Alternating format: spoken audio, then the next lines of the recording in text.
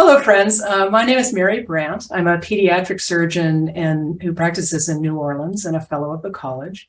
And I am here today with my two friends, Molly Booker and Red Hoffman, to talk with you about a topic that's very difficult for us to talk about, which is suicide. So Molly and I graduated last summer from Iliff School of Theology with a Master of Divinity, both of us, and she currently serves as a pastor in Colorado. But she's in this conversation particularly because of her expertise as someone who has personally experienced suicidal ideation and who went on to become a suicide prevention counselor. Dr. Hoffman, Red Hoffman, is an acute care surgeon in Asheville, North Carolina, who also has a previous life as a healer of another kind in naturopathic medicine and yoga, and currently is really an expert in end-of-life care and palliative care and surgery. But she also brings a very personal experience with suicide to this conversation. At the end of this conversation, there are 4 questions we hope we will have answered for you. The first is, because it's hard to imagine unless you've been there yourself, what leads someone to wanting to kill themselves? Second question is, the emotions we experience when we know someone who has died by suicide are so complex and so variable. Why do we feel the way we do? And what can we do about it? The third question is, what to do if you feel suicidal or someone around you feels suicidal. And then finally, what can organizations like the American College of Surgeons do to stop this epidemic? So to get in our conversation, we're going to start with some stories. And so Molly, would you tell us your story and why you're part of this very important conversation? Sure. Thank you, Mary. And excited to be here for this conversation today. It's certainly an important one. I have struggled a lot myself with suicidal ideation. It started from going from elementary school to middle school. All of a sudden, the way that I experienced life just dramatically changed. And the really confusing thing to me was there wasn't anything that profoundly changed in my life. It wasn't a tragedy or a trauma or nothing major had happened. But when I was in elementary school, I felt very confident. I was great at soccer. I had great friends. I did sleepovers. And, I didn't even really think about life that much. I was just excited and school came easy. So, it was great. And then in the summer, in between elementary school and middle school, all of a sudden I noticed that my mind was obsessively worrying about things, that I suddenly locked in on this idea of, do I have a boyfriend? And, we had kind of in elementary school played around with like dating somebody, which didn't mean a whole lot other than you were like dating them. And so then I got very worked up about, do I have a boyfriend? Do I not have a boyfriend? I did have a boyfriend, but we didn't like publicly break up. So do I still have a boyfriend? And this became so important to me starting middle school that, I had a boyfriend because that would mean that I would be good enough. And it wasn't just worry about that, but it was so constant in my mind. I couldn't think of anything else. And so it just became this pattern that at first I was worried about it. And then I convinced myself that, I was worried that maybe I'm not good enough, or maybe I'm not smart, or maybe I'm not good looking. And then that very quickly became the truth about myself, that I'm not smart, I'm not good looking, I don't have friends, and I can't do anything right. And so as this became more obsessive in my mind, I had trouble sleeping at night. All of a sudden food just tasted horrible. And then as I started middle school, I just, really lost interest in things. So I just stopped playing soccer, which was my love and my passion. I didn't want to do any extracurricular sports. I was like terrified to speak up. So I really withdrew in class, and it just seemed all of a sudden impossible to have friends. And I didn't have words for what was going on here. I didn't have any context for why I was feeling what I was feeling. I just felt like there must be something really wrong with me. If there's a problem here, I'm the problem. And there was also not an opportunity to talk about this. Didn't grow up in an environment where we were talking about our mental health, our mental wellness. I knew nothing about depression. Many, many years later, it turned out that I was experiencing, these are all the things I mentioned were signs of depression. And so without being able to talk about it, this turned into just a really painful secret that I held, that I feel like I don't have value and I don't have worth. And then that turned into, I just don't know how to live my life. This feels unmanageable and uncontrollable. And the only thing that I could see that would make this better if I wasn't here anymore. And so then started this many-year history of feeling very desperate and very suicidal. And as I thought about killing myself, I also held a lot of shame about that. Like, I shouldn't want to kill myself. And I'd heard people talk about, like, if you kill yourself, you go to hell. And so every time I had the thought that I want to kill myself, I thought, yet again, I'm failing at life. I'm failing as a human being. I'm not good. And so this nightmare continued to spiral for the next 23 years. At times I would try to kill myself, and if I wasn't able to do that, I would feel more desperate and more of a failure. And so it wasn't until I hit suicidal crisis yet again at 35 that there was really an intervention at that point. So 23 years of living in this nightmare, 23 years of feeling that desperate space, feeling that pain that I just didn't have words for. And so I don't want anybody else to spend that kind of time in that kind of pain. So this has become a lifelong passion of mine to help individuals who may be in that desperate space, who may be feeling lost, who may be feeling that pain, maybe feeling like my life is unmanageable and I don't know how to live it, which has started suicide prevention work, suicide intervention work. So happy to share any of that story today and to see, what can be helpful to prevent individuals not only from spending long periods of time really suffering in a way that maybe they wouldn't need to, and certainly also preventing those. Thank you so much. You mentioned that there's always a common thread in the thoughts of people who become suicidal. Sometimes people wonder, my mom and my brother always really wondered, like, how can you get to the point where you would take your life? For them, they could never understand how you would get to that space. And Thomas Joyner has done an incredible job of explaining suicidal ideation. And this seems like a model that felt very accurate to me. And as I've talked to more and more people who have been suicidal, it seems like this is a model that really works and really helps us understand the mindset of somebody who is having thoughts of suicide, feeling suicidal. And so Thomas Joyner breaks this down, this idea, having thoughts of suicide. So suicidal ideation can be broken down into two pieces. And one is thwarted belongingness. So this idea that I don't belong where I once did. And suicide is very much about loss. And this can come in all different spaces of loss. It can be a loss of relationship. It can be a loss of job. It can be a loss of vitality, a loss of health. I mean, it just can go on and on. A loss of financial security, a loss of freedom for somebody who's looking at incarceration. And so with all of this loss, feeling like I don't fit in where I once did. And that is an incredible pain that individuals feel. So there's that thwarted belongingness, and then there's also perceived burdensomeness. And the perceived is really important because it feels like the truth that you are a burden. You perceive it to be that way. Obviously, that is not the case. But an individual that begins to feel like I don't fit in, I'm not able to participate in my life in the way that I once did, and now I feel like a burden on others. So it becomes this mindset of I don't have anything to contribute to anyone. I am not on the planet making anything better. I take things away. I'm a hassle. I'm the thorn in everybody's side.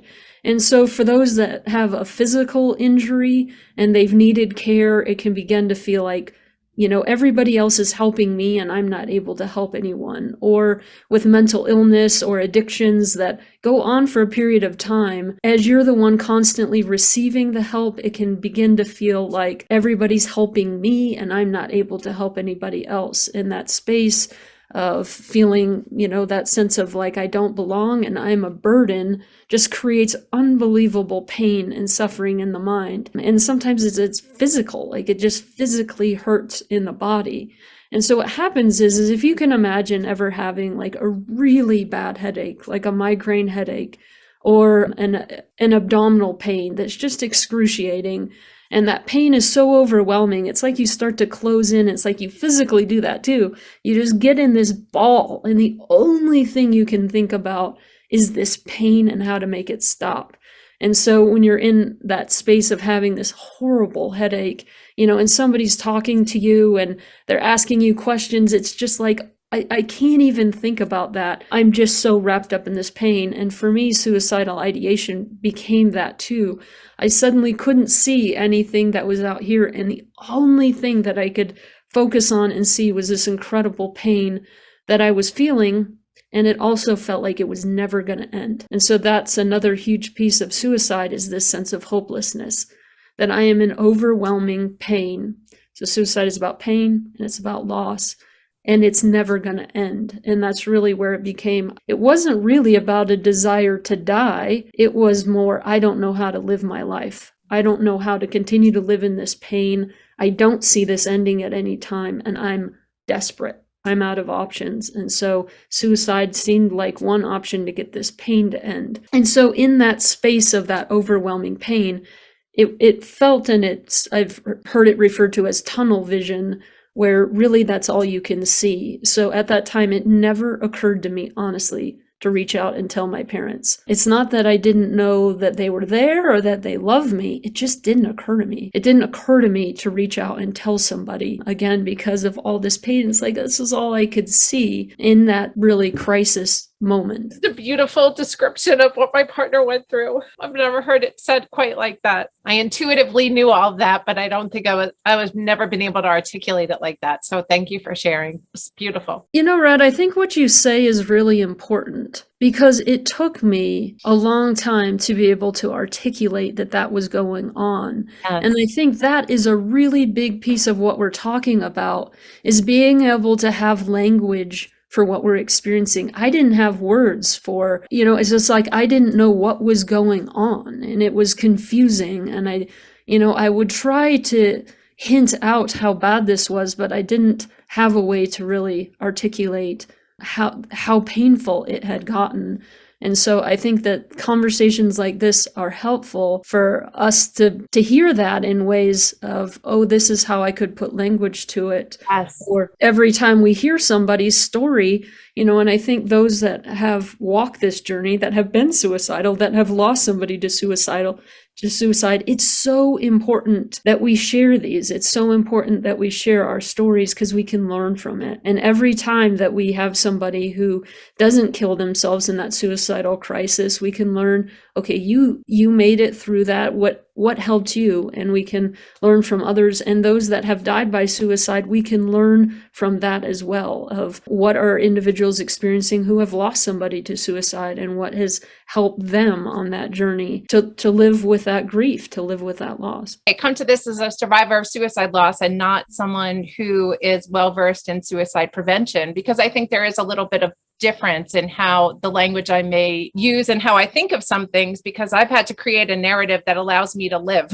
I mean, because there's nothing I could do. My partner's dead, and that is the sad truth. And I can't, unfortunately, change that for him or for me. I've shared this story before. I was in a relationship with a healthy, vibrant 40-year-old man. His name is Brandon. He fell off a ladder at work on September 28th, 2020. And, irony of ironies, I'm a trauma surgeon, and I would say most of the patients on my service are mild traumatic brain injuries. And that was what Brandon was classified as. Although I would say to me, it became very clear that it really became more of a moderate traumatic brain injury. I'd never seen so much suffering. And, Molly talks about that idea of loss. I mean, Brandon lost really almost everything. He lost his ability to think clearly, many of his memories. He was deaf in his right ear. He lost his ability to smell, so therefore lost his ability to really taste most flavors. He lost his sense of balance. He lost his whatever purpose he had. He was not able to work anymore. And it became very clear I couldn't imagine this man ever working again, but maybe he would have. And then was in a terrible amount of pain.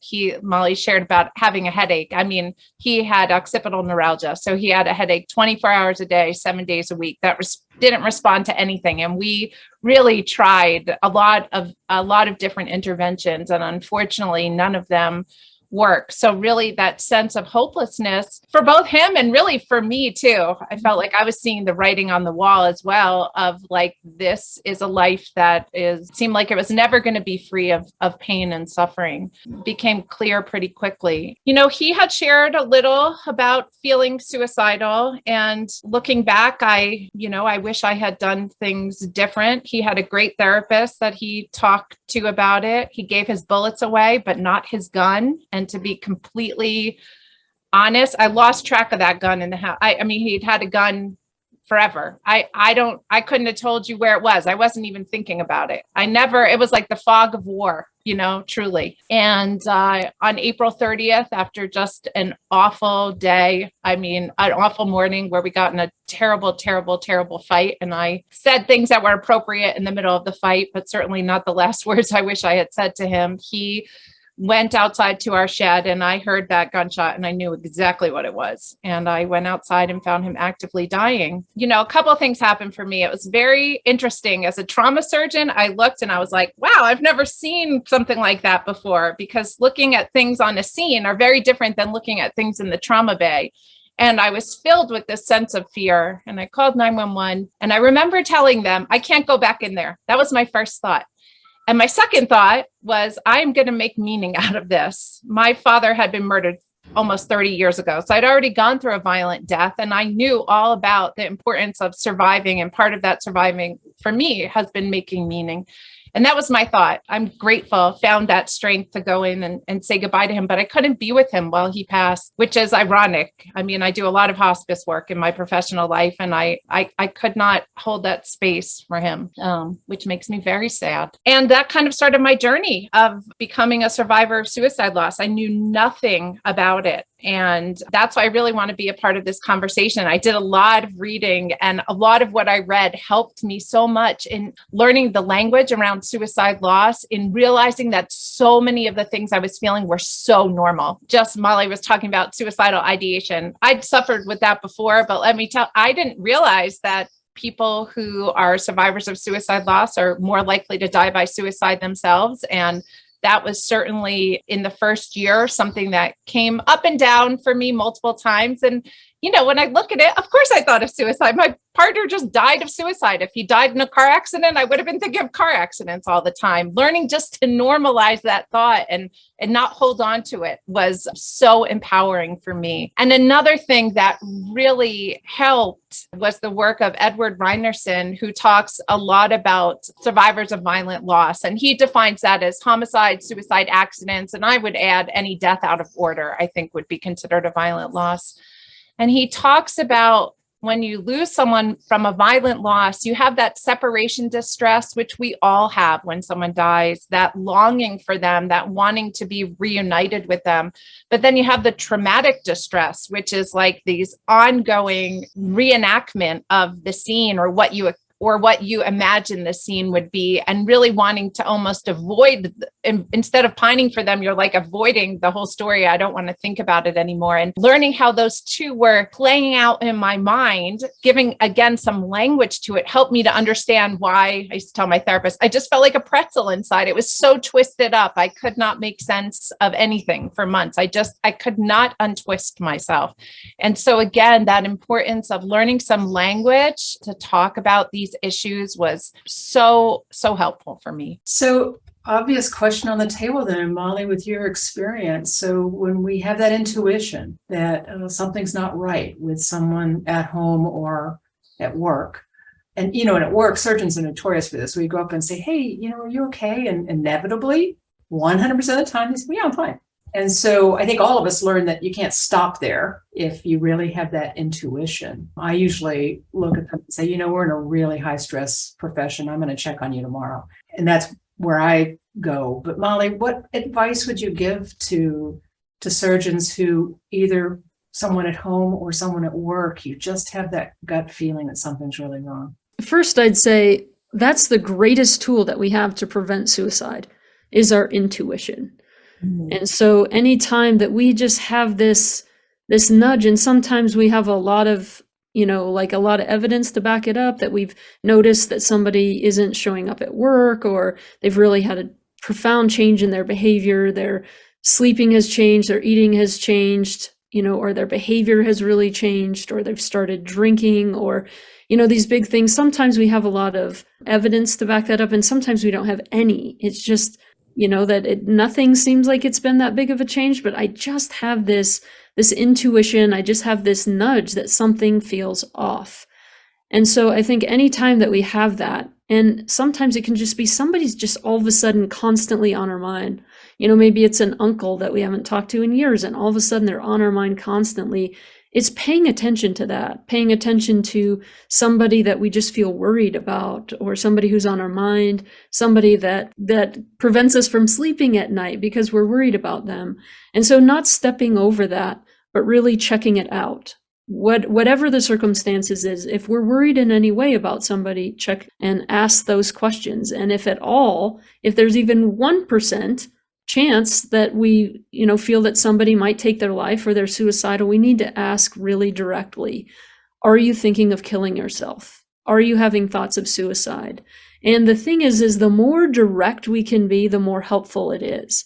And I'm going to use an analogy here. It's like if somebody is drowning in a lake, and they've really become unable to help themselves in that point. They're taking in water and they cannot keep themselves afloat. If we're over on the sidelines, like, swim over here and I'll help you out, that does nothing. What that individual needs us to do is reach our hand in and pull them out. And so when somebody is in suicidal crisis, it's like in that space that they are desperate for help. And a lot of times, and I felt this, and I've heard that other people say this too, it's like you're desperate for somebody to know. Like you're just so desperate for the help, but the words just get stuck.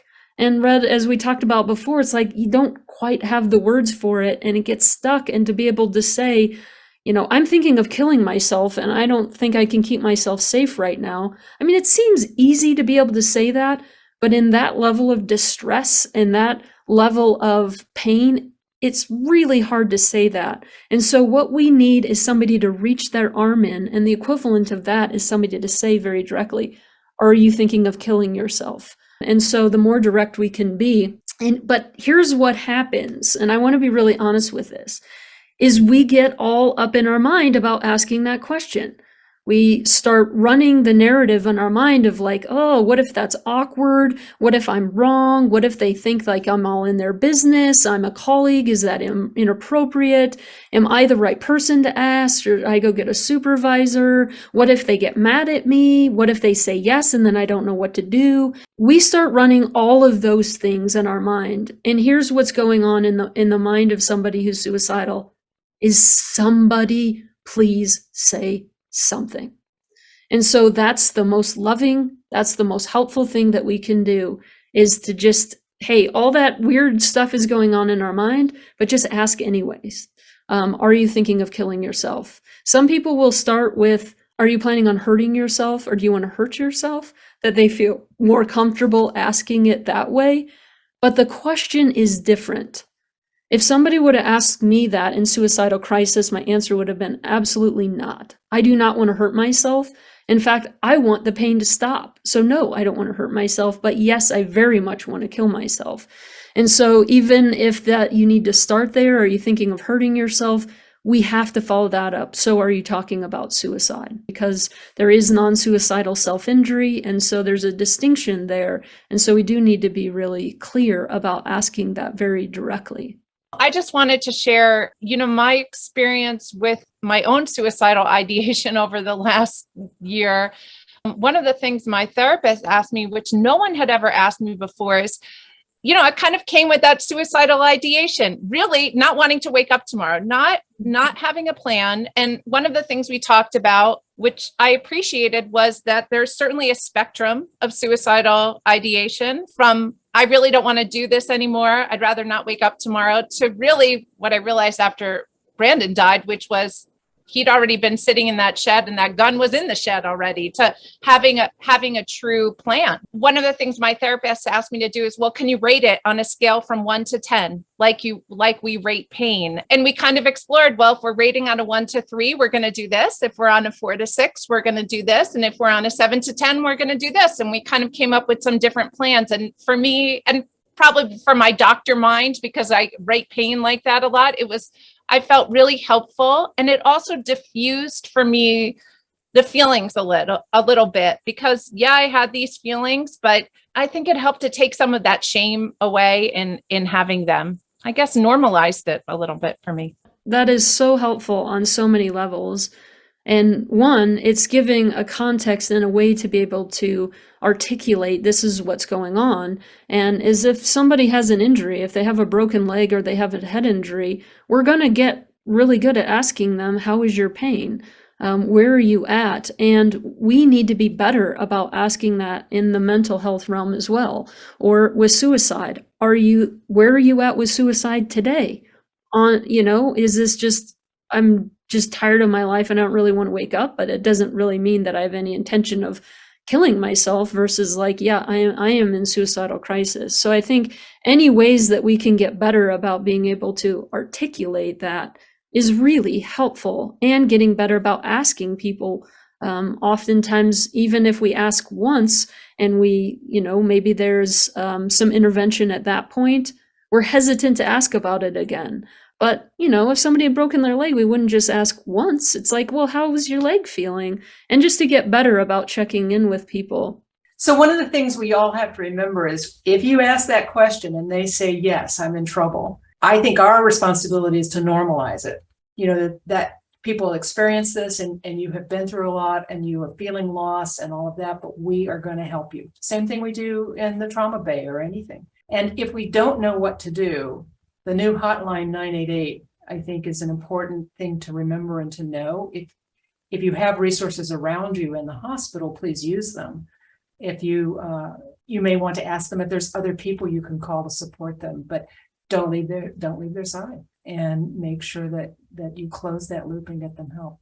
If a colleague is coming to us talking about this, I think it's a little bit different than a family member. So I know surgeons may fear talking about their mental health because they don't want to get in trouble, don't want to lose their credentials, don't want to, be reported to the board, don't want to be looked at like they can't be trusted by their colleagues anymore. So how do we handle that in a professional situation? I think my initial reaction, if I were face to face with someone, is to voice that, to give that language, and to promise that, leaves of absence happen all the time for all kinds of reasons. Nobody has to know your business, but we have to get you help. And so I think that's the path I would take. But again, there's no amount of credentials or the stigma that's around this that's worth losing a precious life. So, when they're standing in that narrow keyhole space that Molly described, we just got to shine some light in there and say, I'm going to walk with you through this. And we're going to figure out how to do this without harming your career and without you harming yourself.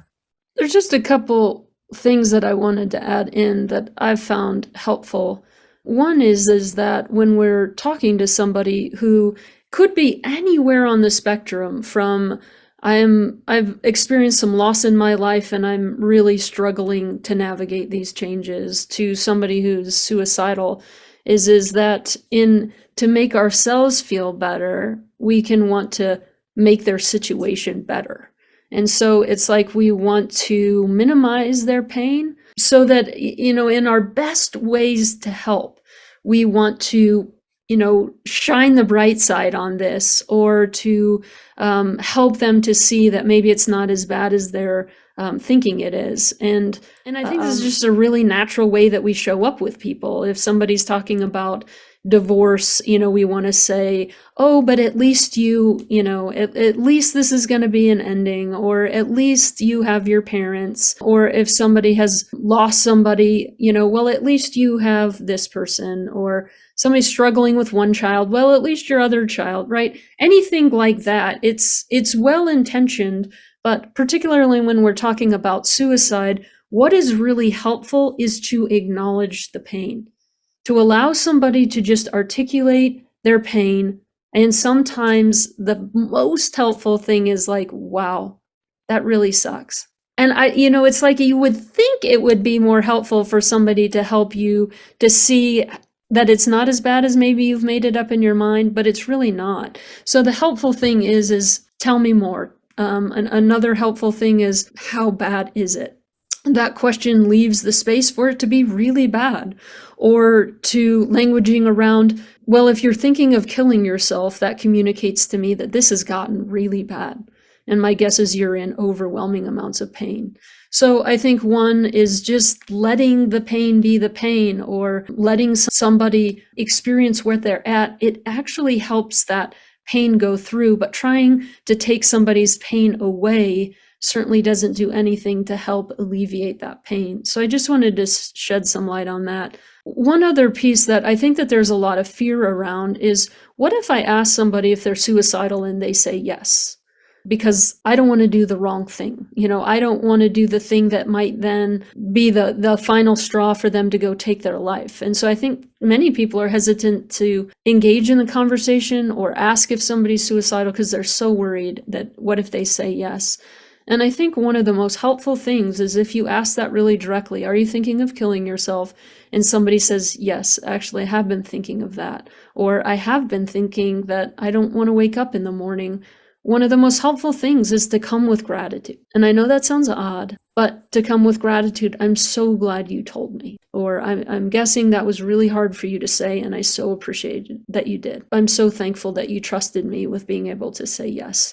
So as you were saying earlier, Mary, I think that helps to normalize it. It doesn't make them feel wrong for what they're feeling. And just, I'm really glad to know, because of all the causes of death, suicide is the most preventable if we know about it. And so this is good news that somebody is speaking up about it and talking about it, because then certainly we can add in those pieces of hope and connect them to further help, which are those next steps. And so it can be, and being honest and authentic is helpful too. If it makes you emotional, that's okay. If your child has just told you that they want to kill themselves, of course you're going to feel that. And that is totally okay to do that. Or to say things like, I have no idea what to do right now. I'm just so glad you told me. Or I'm not going anywhere. You're not alone. The two most helpful things that people could say when I was really in suicidal crisis was, you're not alone and you are so loved. So I think communicating that reassurance that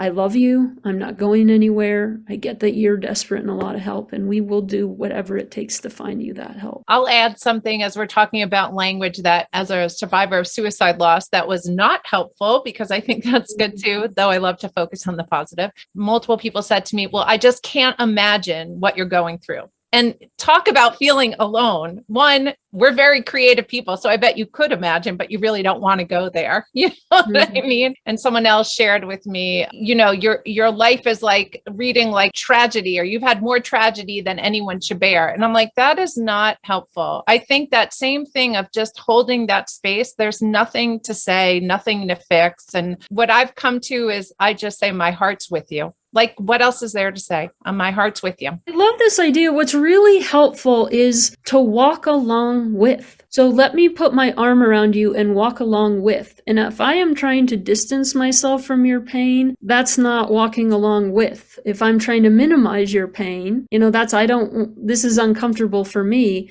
But in the ways that I can say, that I'm right here with you, that I think that is really helpful and tapping into that space inside of us that can imagine, or that has felt that sense of isolation, or that sense of rejection, or that sense of grief, or that sense of pain, and to say, I'm feeling your pain and I'm right here too. I am so appreciative for both of you and your wisdom and your experience and your ability to articulate. And I want to ask a question about, what can we do as an organization? Destigmatizing is an important part. I think this conversation is going to go a long ways in doing that. What else do we need to do? I have so many thoughts on this, so I will try to keep them brief. But I think, asking, what can I do in my family to keep my family safer? Or with my friends, or those circles that I'm a part of, or an organization, what can we do? And I think one thing that we can do is get better about having hard conversations. I think in so many cultures, there is an environment of rugged independence, of celebrating that I'll figure it out, or I'll suck it up. And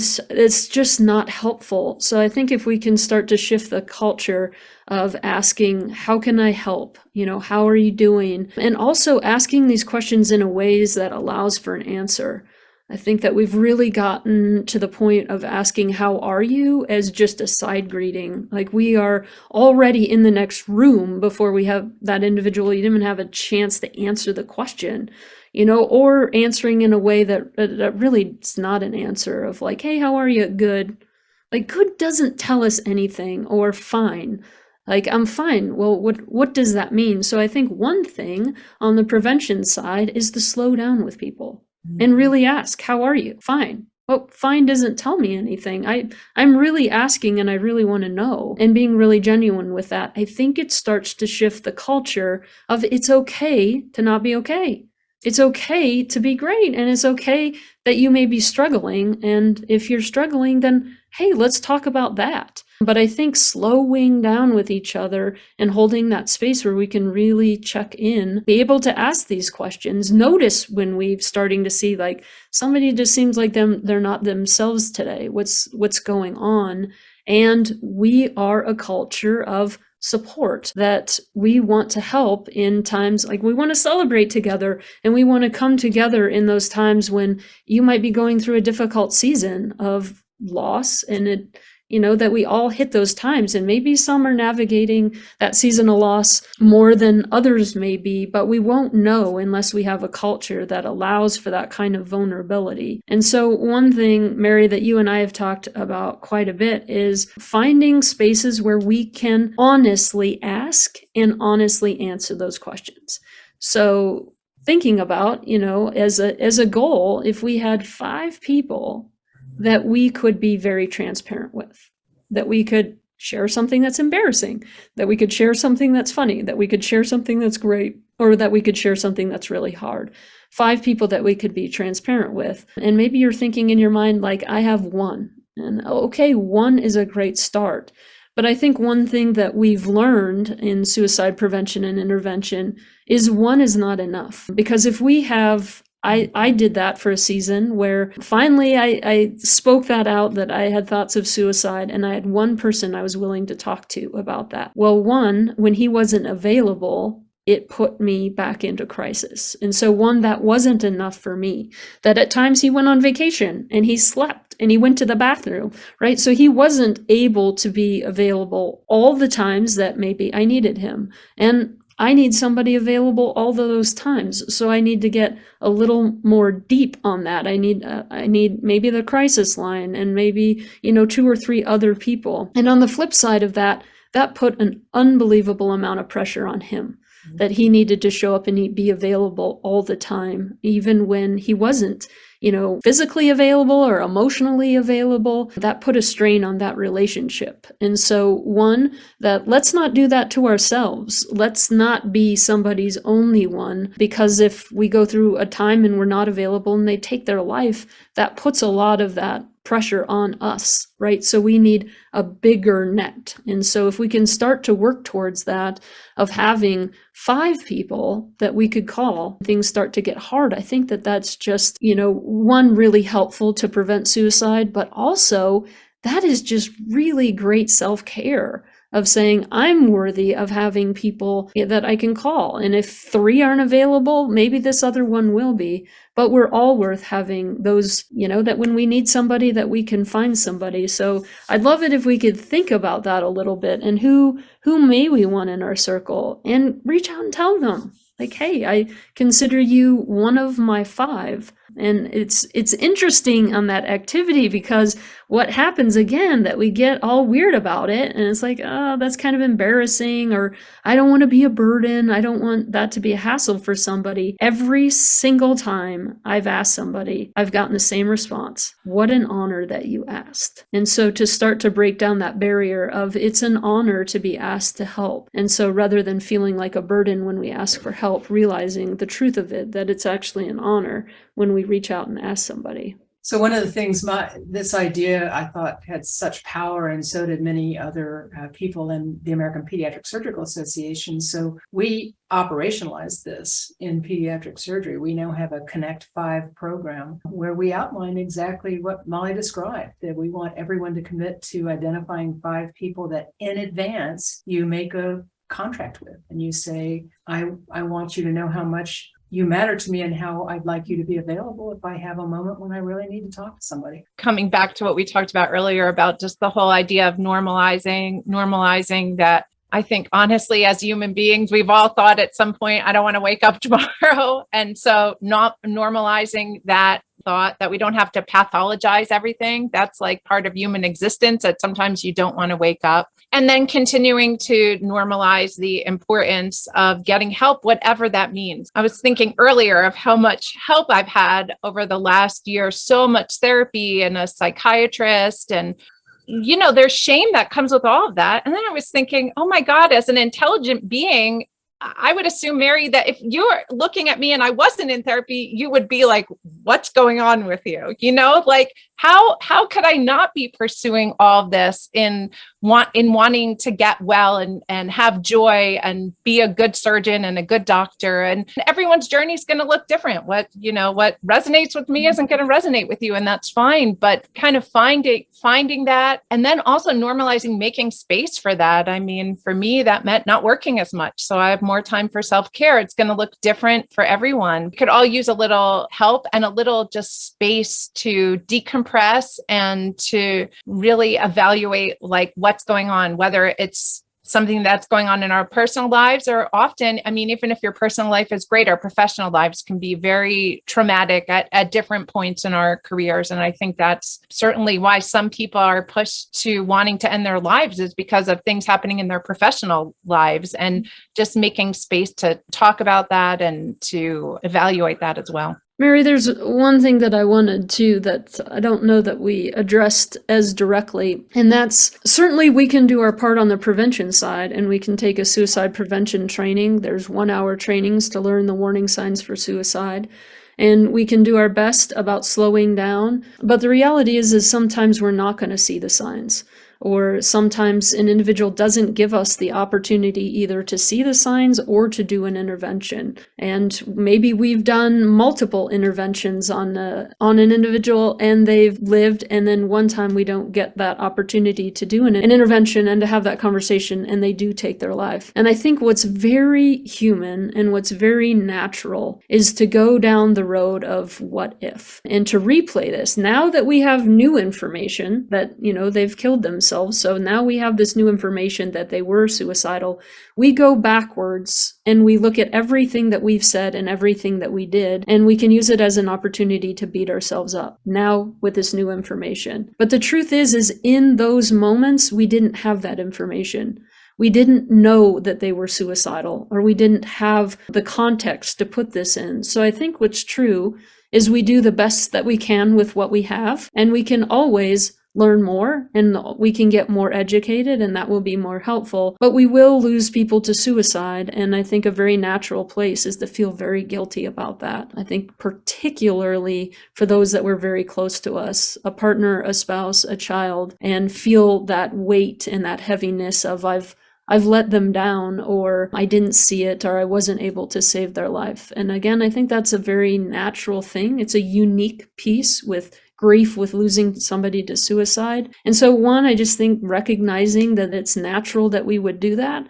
And also two, it's not helpful. It's not helpful to continually go down that space and look at all the things that we could have or should have or would have done. And so in those times when we find our brain starting to go there, to stop and to redirect, to go get a drink of water, to step outside, to come back into that space, giving ourselves grace and knowing that we do the best that we can for those that we love. And sometimes we lose somebody and we will grieve that, but that unique piece of feeling guilty about it, I think, yes, it's very human to do that. And, to minimize the amount of time that we spend there, I think is more helpful on our journey with grief. Guilt it is such a unique part of grieving a suicide loss. And, for me, the guilt was very much I didn't protect Brandon from himself. I think I knew his brain was broken, but I don't think I realized how broken it was. But then kind of acknowledging the guilt, which is I quote unquote did something bad, and then how that can go into shame, which is I am bad. And for me, as a trauma surgeon, I was like, I just suck. Like my traumatically injured boyfriend died in my backyard. And then as a hospice doctor, I also sucked because I didn't want to be with him while he was dying. And that shame was like a very heavy burden to carry, and it really a nice hammer to like beat yourself up with. And I had a moment maybe 9 months after Brandon's suicide, struggling. And I realized I had extended so much, use the word grace, so much grace and love to Brandon since before he died and then after he died, so much grace and love. And I was like, can you please extend just a little of this back to you? And I just want to say how that circle of love and forgiveness is just this circle that just can keep flowing. As I did work on myself, I was able to give more love to him. And the more love I gave to him, I was able to give back to myself. And that it's really just this never ending process. It truly takes a lot of work because, it's easy to say, don't spend time in that guilt. I still feel responsible. I couldn't tell myself not to think like that, but over time, I've just tried to replace those thoughts. Now there's just a lot more love and grace and forgiveness. And this person is dead. There's literally nothing I can do about anything to change that. And so now what am I going to do moving forward? Yes, and both of you have brought that love and grace and forgiveness and what a wonderful note for us to end on, that you have created meaning out of the experiences you've had. And we pass that on to everyone watching this and everyone you will share it with, we hope, because your lives are precious and we want you to know that. So thank you so much for your attention.